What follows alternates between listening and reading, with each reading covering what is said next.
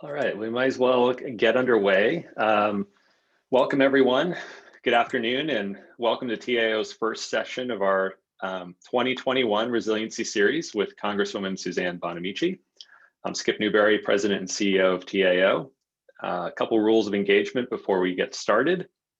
All participants have been muted, so please remain on mute unless a TAO staff member calls on you and asks you to talk.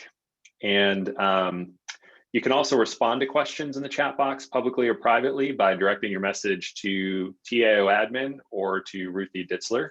We'll be monitoring the chat box and respond throughout the discussion today. And we ask that you all please engage via the participant icon on your screen. And we also encourage you to share with us on social media during the call and throughout the day. And we appreciate all the support. And you can see where to find us on the slide.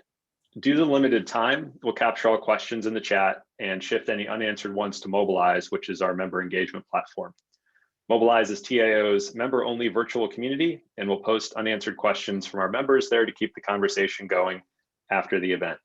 And if you have any questions about joining Mobilize or joining TAO, please reach out to membership@techoregon.org. TAO staff support today is provided by Kara Turano and Ruthie Ditzler. And they're both happy to take feedback, questions, comments, and discuss sponsorship opportunities. A huge thank you to AT&T for underwriting this session. We appreciate their sponsorship and support. And now it's my pleasure to introduce Congresswoman Suzanne Bonamici. Congresswoman Bonamici has represented the 1st Congressional District of Oregon since February of 2012. The district includes Washington, Yamhill, Clatsop, and Columbia counties, and part of Multnomah County. Strengthening public education is one of Suzanne's top priorities and one of the reasons she got involved in public service in the first place. And she spent hundreds of hours volunteering in public schools before serving in the Oregon State Legislature. In Congress, she's a leader on the Education and Labor Committee and chair of the Subcommittee on Civil Rights and Human Services. And the Congresswoman has long been an advocate for equity in education policy and funding.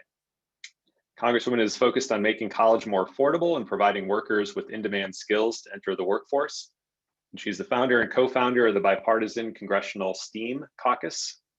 And she's honored to serve on the Select Committee on the Climate Crisis, where she's going to fight for comprehensive policies that mitigate the effects of climate change, strengthen the economy, and protect our planet for future generations. She also serves as a member of the Committee on Science, Space, and Technology, and previously served as the top Democratic member on the Subcommittee on the Environment. From this position, she worked to defend science, address the causes and consequences of climate change, and make sure that policy decisions are based on independent science. Thank you for joining us today, Congresswoman. Well, thank you so much, Skip, for that kind introduction, and greetings, everyone. I'm really looking forward to the conversation today. I know we're going to talk about Oregon's innovation economy, but also some of the challenges that our region is facing because of the pandemic, which has unleashed really unprecedented challenges. Another thing that it's done in addition to the challenges is that it's highlighted some long-standing disparities. And we know that the economic consequences have not been distributed evenly or fairly. I appreciate the association's attention to these disparities and your commitment to help level the playing field for workers, for startups, and for underrepresented business owners. As we work to rebuild our economy in a fair and equitable way, the strength and resilience of the tech industry is really a tremendous asset as a key driver of our regional economy. The industry is going to be critical to our economic recovery, to restoring jobs. And now is the time when we should be redoubling our efforts to make sure that good jobs in the tech industry are more accessible and that really the benefits of the innovation economy are distributed more equitably. But before we can turn to rebuilding, we have to do everything we can to stabilize the economy, to support families and frontline workers, to get relief to those who are struggling. Because there's still a lot of need out there. So Congress is currently working to pass a relief bill that will strengthen vaccination efforts, invest in schools and students, support small businesses, send direct aid to individuals and families who are struggling. It's been a while since we passed the big CARES Act last year. And when we passed that last spring, it was I think the understanding of, I know myself and many of my colleagues, that by the time we got to fall, the pandemic would be over, and we know it's not. So we had our year-end bill as well, but there's still a lot of need out there. So we're starting this framework by looking at President Biden and Vice President Harris's American Rescue Plan. And we're moving as quickly as we can because there are urgent needs. For example, unemployment, the additional unemployment runs out mid-March, which is going to be here before we know it. So some of my priorities in this legislation are $130 billion for education. Now, a portion of this must go to addressing learning loss, because we know that there has been a lot of learning loss during the pandemic. $40 billion for higher education. We got this in just last night, and early this morning, the Education Committee sent our portion of the bill out of the committee to be voted on by the full House. Of that higher education funding, half of it needs to go to emergency grants to help struggling students. $39 billion for childcare. This is going to be critical to our economic recovery. It's something I've been working on since the beginning of the pandemic, but also before.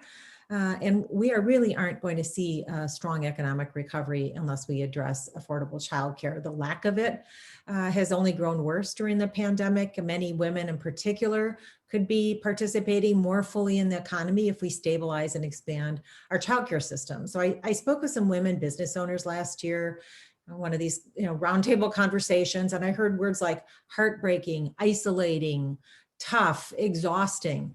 One woman said she was considering closing her successful business with 9 employees so she could care for her 11-year-old daughter. So investing in the childcare sector is going to help businesses, it's going to boost workers' wages, provide more assistance to families to help them afford quality care. So I'm really pleased that we got this robust funding for childcare it'll be in the next relief package. And that's through the Child Care and Development Block Grant Program and also investments in Head Start. So I'm also leading the effort for workforce investments. We know that a lot of workers have lost their jobs. Their job might not be there when they come back. They may need new skills. They've lost their job through no fault of their own. So I've been leading this work since last spring to secure $15 billion nationally for our workforce system to provide immediate support as for dislocated workers and to fund layoff aversion strategies. And just we kind of base that number on the needs in the community. And after the Great Recession and with the American Recovery and Reinvestment Act, which passed, there was $6 billion, but we know the needs are greater now. Last week, the House passed a bill I helped draft, the National Apprenticeship Act. It was the first update to that law since 1937. So this is going to create about 1 million apprenticeships over the next 5 years. That includes my Bipartisan Partners Act, and that's to help small and medium-sized businesses establish registered apprenticeships and provide workers with the access to what they need to succeed in that apprenticeship, whether it be tools, transportation, childcare services, mentorship, to help support their families and get the skills they need to succeed. So these programs are a good example of how industry and stakeholders can come together and craft good policy that changes lives. Recently, a business owner said to me, you can't have a thriving business in a community that's not thriving. And I know many of you have shared similar views with me in the past. I think that ethic is important as we're working to rebuild our economy, not back to the way it was, but better and more equitable. So the tech industry and leaders and entrepreneurs like you help spur our economic growth and our technological leadership around the world. And I very much appreciate your ongoing input as we work toward the goals of a strong, resilient, diverse, and equitable economy. So thank you so much, Skip, and I look forward to our conversation. Fantastic, thank you. That was really great background that I think really brings us up to kind of the present, and as we look ahead, I'm struck by how many of our members are really thinking about kind of the future of work, how it's done, where it's done. It's changing rapidly, and it's very fluid. And so as we think about changes with respect to the nation's workforce system, so that it can serve workers better, get them into better paying, knowledge-based careers. You mentioned apprenticeship programs as one sort of avenue. Are there some other things that the Congress is potentially thinking about right now, or that you see as a priority for yourself as it comes to Sure. workforce modernization? Absolutely, and thank you for bringing that up. It's a critical issue, and the way I like to think about it is, we need to have a path for everyone. And I think you can start, if we're talking about the future of work, you can start with K-12 education and making sure that students have a well-rounded education that really inspires critical thinking, critical creative thinking. That's why I founded the STEAM Caucus. Arts education, as we know, is very good for educating both halves of the brain and helps with issues like judgment, creativity. We need people to come up with new ideas and new ways to solve problems. So we start with that, with K-12 education, making higher education more accessible, more affordable, and making sure that people can get on the path that they want to go on. And, I just had conversations with a bunch of people today from community colleges, private colleges and universities. Those paths need to be available for everyone, in addition to paths like the Apprenticeship Act, which I mentioned, the workforce and launching America's Workforce Act to get people those skills that they need. And just making sure that we have the ability to diversify those workforces as well. We don't want to leave people out because they've historically been underrepresented in these careers. So between the K-12 education system, apprenticeships, workforce, that Apprenticeship Act, I'm really excited about. It's about time we updated that and made apprenticeships more accessible to people. I've had conversations with women, for example, who said change their lives to be in an apprenticeship. So I think having that path to everyone, and then in the short term, but in the long term, making sure that we are educating people to be creative, critical thinkers. They'll be ready for whatever comes their way in the future. And that's really great with the apprenticeship program, in that it provides, really great applied learning on the job while getting paid. So critical. Right. And one of the things I didn't mention that is something I've been working on since my days in Salem in the state legislature is career and technical education. Mm-hmm. So many tremendous opportunities for students to have that more hands-on, engaging learning. And they may find something that they're really passionate about, or they may try something and think, well, this isn't for me. At least I figured it out, and I'll try another path. So career and technical education helps keep kids in school, but also is great for their learning and their future. Yep, for sure. You also mentioned in your opening remarks just a little bit about some of the burdens that women, in particular working women with children, have really kind of suffered during COVID, and especially BIPOC women have been disproportionately harmed by COVID-related disruptions. I'm wondering, as we see efforts, at least under discussion legislatively at the state and federal levels, what are you seeing in terms of any sort of developments that could address some of the negative impacts that we've seen with professional women? Well, thank you, Skip. And yeah, I did mention that briefly, but you're right that women, and particularly BIPOC women, have been disproportionately harmed by COVID. And we know, I think just to back up a step, we know that diversity in our workplaces results in better decisions, better solutions. Sometimes people are identifying problems that we didn't even recognize because they bring a different perspective. So right now, I'm just hearing from women and moms who are sort of hanging on by a thread. Especially with remote learning, if women have kids at home, and if they're fortunate enough to still be working even remotely, they're trying to do that balance and juggle, which has been incredibly challenging. I'm glad there's been some more press coverage about that. I now have a childcare advisory group here in Oregon that we're looking at.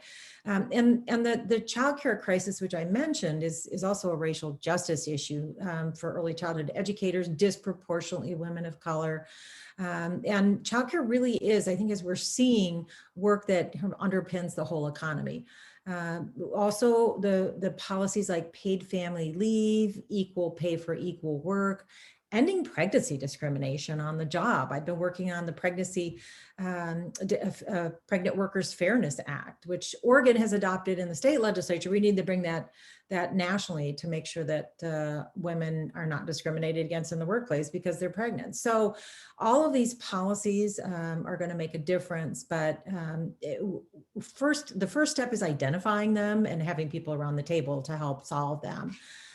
So there are many efforts with the racial justice issues. It's not just in childcare. It's disparities in employment, in healthcare, Black maternal health care, and educational opportunities. So with the equity lens that we're bringing in the Education and Labor Committee, particularly from my position as the chair of the Civil Rights and Human Services Committee, we're bringing that lens to try to open up those opportunities. We have here in Oregon a wonderful organization called Oregon Tradeswomen that is helping get more women in the trades, and that's helpful.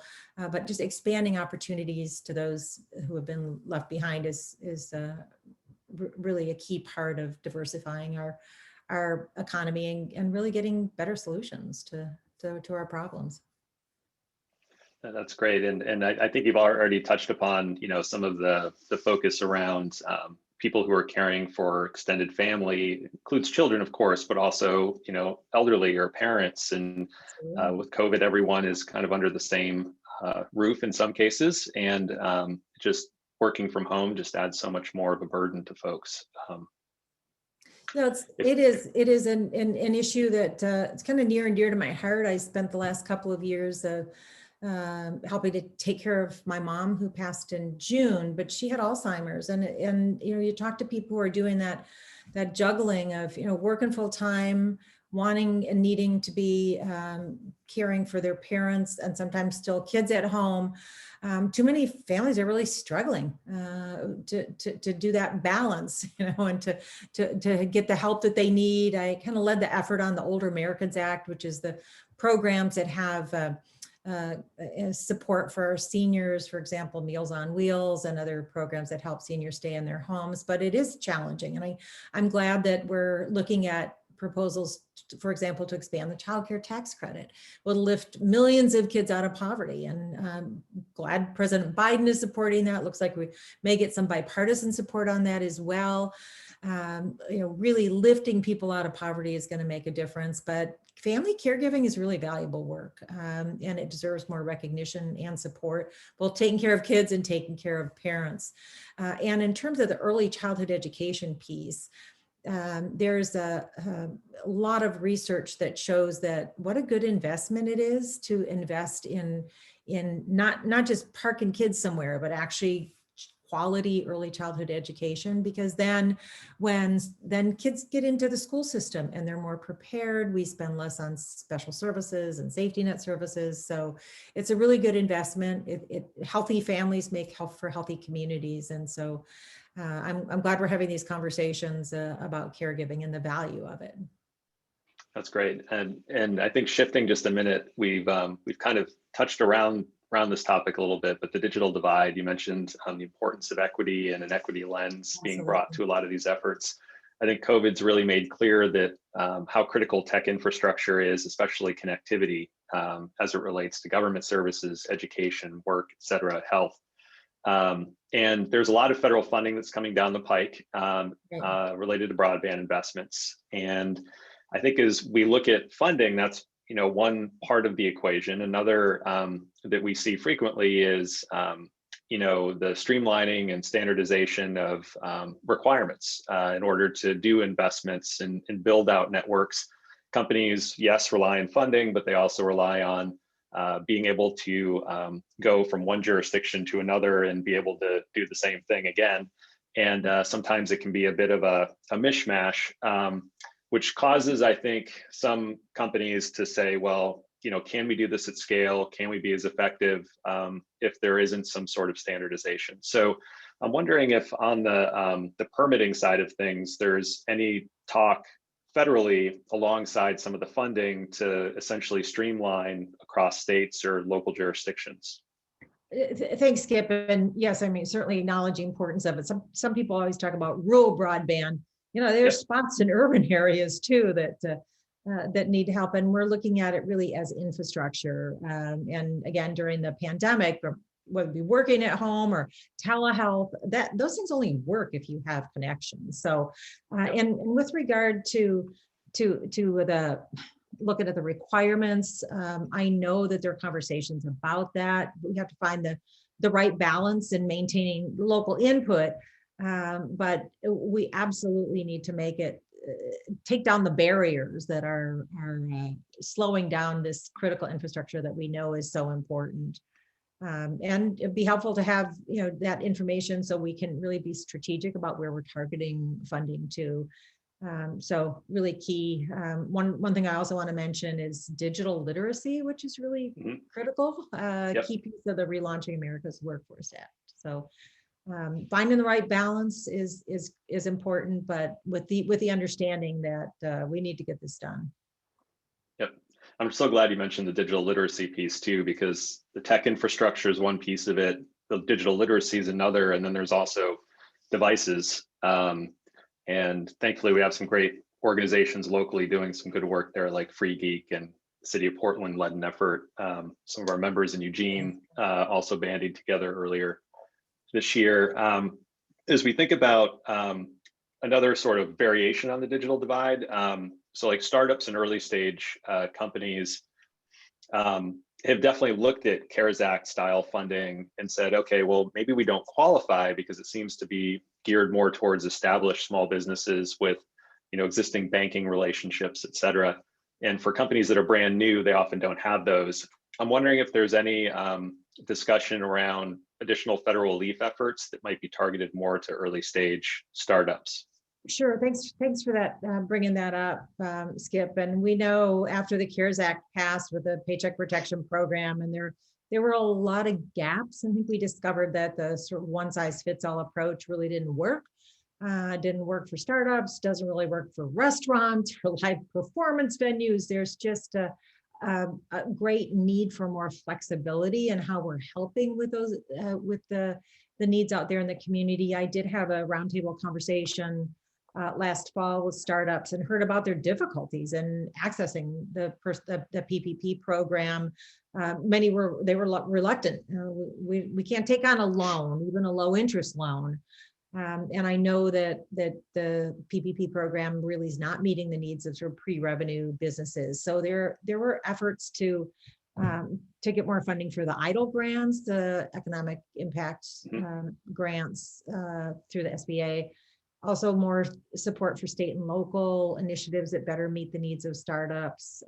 There is a bill called the RISE Act that is addressing, for example, university research and other research efforts. But think about our incubators and our accelerators and how we need to make sure that they keep going. So I know it's a concern. We'll keep looking for options. Hopefully we're going to see some light at the end of the tunnel soon. There are signs of things looking better, but we still have some challenges to get through, especially with these new variants of the virus. But again, there's light at the end of the tunnel, but we've got to get these businesses through. Yep, for sure. I think as we look at another sort of division, which kind of hits close to home, because we as an association work with very large tech companies, some of the largest in the world, as well as very small early stage startups and everything in between. And there's divides in the tech industry itself. We're not a monolith. And there's definitely talk at the federal level looking at the consolidation of power in the hands of a handful of tech companies, let's say, and antitrust efforts being talked about. I'm wondering what are your thoughts on this movement federally to impose some greater regulation on some of the larger companies, and is that something that in your mind would help address issues around innovation and more startup growth and competitiveness? That's a great question, and it's great to hear you talk about how you're not a monolith. You have differences of opinion, just like Congress, I think. uh, It's amazing when we agree we, on something. we occasionally do, but the consolidation in the industry is getting a lot of attention. I know there was a pretty robust report that was done at the end of last year, and there's some bipartisan interest and discussion about the subject. I mean, we have antitrust laws for a reason. We've kind of seen the evolution of the tech industry and some giants out there, and if in fact they are have monopoly power that violates the antitrust laws, we should be looking at some enforcement. So, and we absolutely need to make space for the startups and the small companies to thrive. So it's what drives our economy. So it'll be fascinating to watch. We'll all be paying attention to it, I know. Even though I don't sit on the committees of jurisdiction, we'll be watching the issue closely, both because of the district I represent and because of what it means to our economy. For sure. And for those of you on the call that maybe aren't quite as aware of the Congresswoman's district, some very interesting tech companies spanning West Side into parts of downtown as well. And really, it's a tech heavy district for sure. It is very tech heavy. Yep. And I think as well as we look at, we've touched upon some of the economic competitiveness issues that you alluded to earlier, and in light of the Biden-Harris's sort of priorities around things like climate change and racial justice, diversity, equity, inclusion, I'm wondering if you could spend some time talking about, from your vantage point, having served here in the legislature in Oregon in the past, longtime resident, what are some of the competitive advantages that you see here in Oregon that could align with what we're seeing out of the administration currently as it relates to a couple of these areas?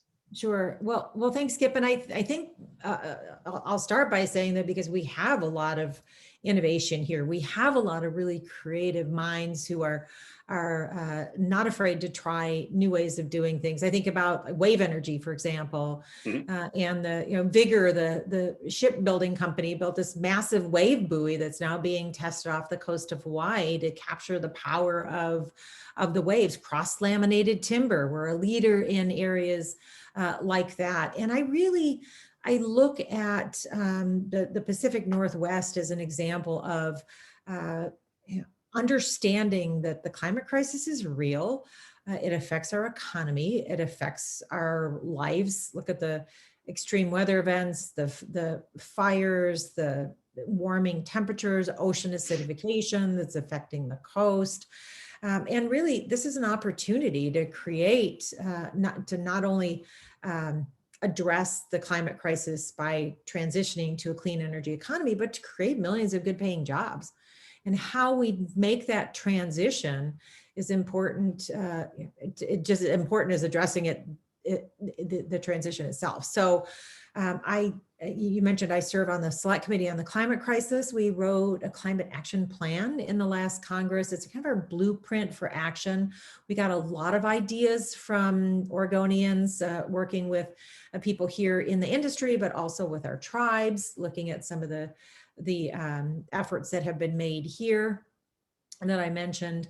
And environmental justice will be woven throughout this. And so as we are dealing with these multiple crises, the climate crisis, the economic crisis, historic reckoning with racism, we all have a responsibility to look at the crises that we're facing and address them in ways that make the improvements that we need. So we've been on the front lines here in Oregon and in the Pacific Northwest, and leading the way in some of these innovative efforts. And I'm looking at Oregon oftentimes as an example of how we can build back better, to borrow a term from President Biden.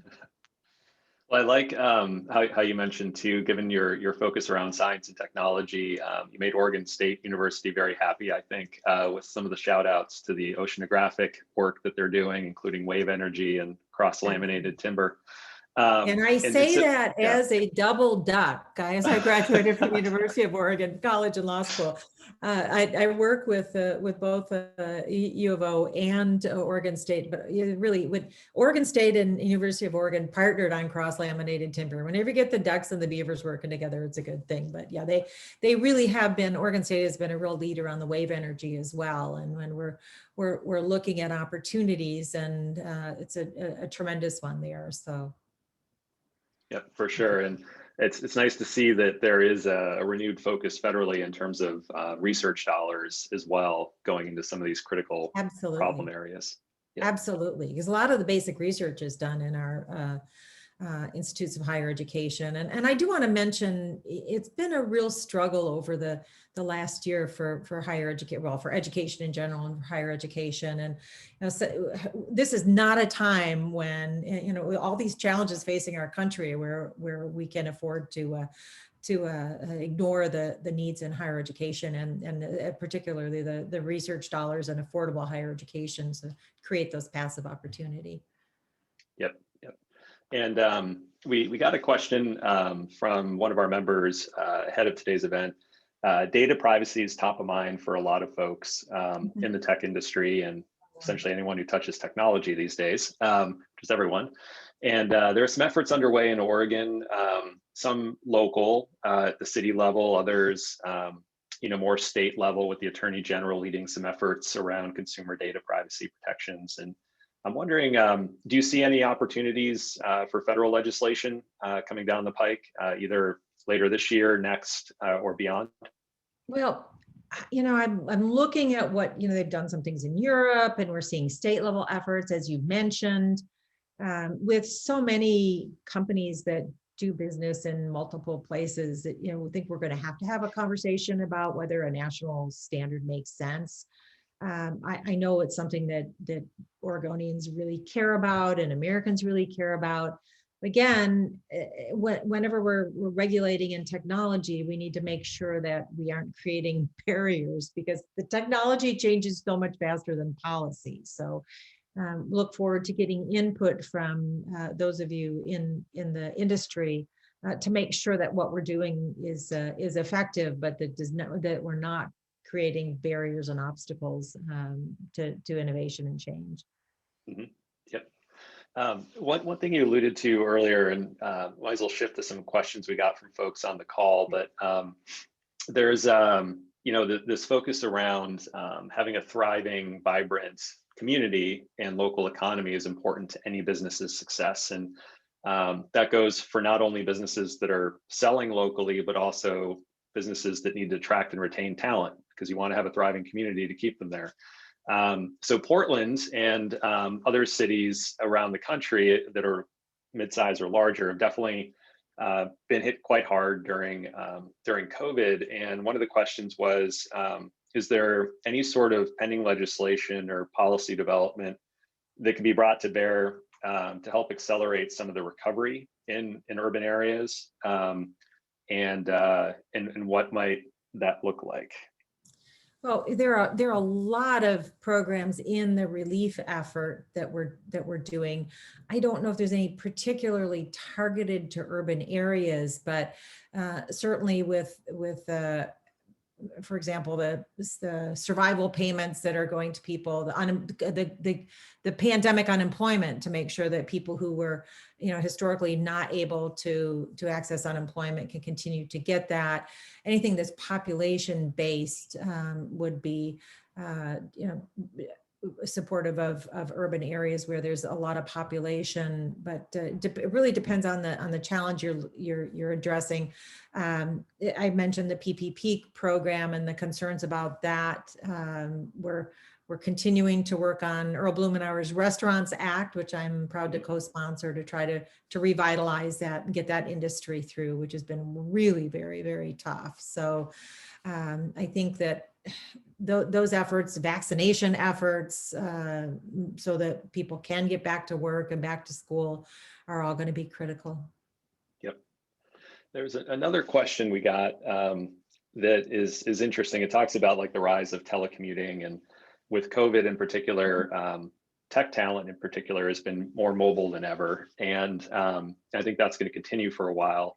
So as we think about like what increasingly mobile talent needs, the new tech infrastructure, we talked a little bit about that with the digital divide. In terms of what else they might need, they need a thriving community. And then the third, which we haven't necessarily touched on, is we're starting to see some states look at things like tax credits or portable benefits that would travel with the worker, one jurisdiction to the next. And I'm wondering if, you know, in any of the sort of workforce discussions at the federal level, there's some talks about like what really does the modern worker need in order to kind of move from one jurisdiction to the next and not necessarily be locked down to any one particular area. Oh, absolutely. Those conversations really started with the Affordable Care Act, and the problem with employer-provided healthcare is that if a person's separated from their job or they want to go start a business, for example, then they're separated from their healthcare. So making sure that people have portable benefits and some of these basic and essential as healthcare started those conversations. And I expect that we will be looking at the post-COVID, when that happens, when we get through this, I think we're going to be really looking at the trends and the demographics of where people are, where they're located. You know, I have heard things about people moving places where primarily they would not have moved before because they were too far away from work, but with working remotely, they can change where they live. Are more people moving to the suburbs and to places that might have a home office? And I had a conversation, I think it was at the end of last year, with a realtor who said, I'm pretty busy because people are looking for a place where they're spending so much time at home. They want a place where they have space for a home office for their kids or whatever. So I think we're going to be looking at that in terms of demographics and where people locate, and also from the business perspective.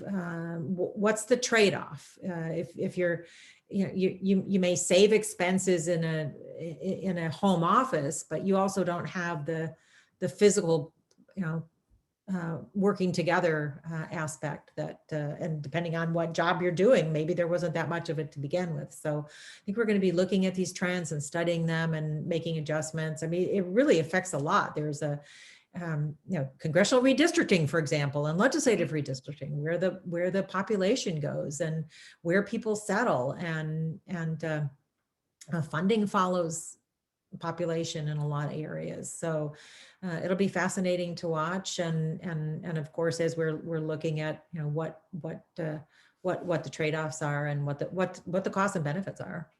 Yep. It'll be interesting. One other question we got from one of the attendees was sort of the topic of, this is kind of a future-looking trend in a sense, of artificial intelligence. And I know there's been some discussions federally in terms of quantum computing and research, and how that ties into that. But what are some of the things that are coming down the pike in terms of both research federally, or interest in research, and also maybe even from a defense standpoint or security standpoint as it relates to AI?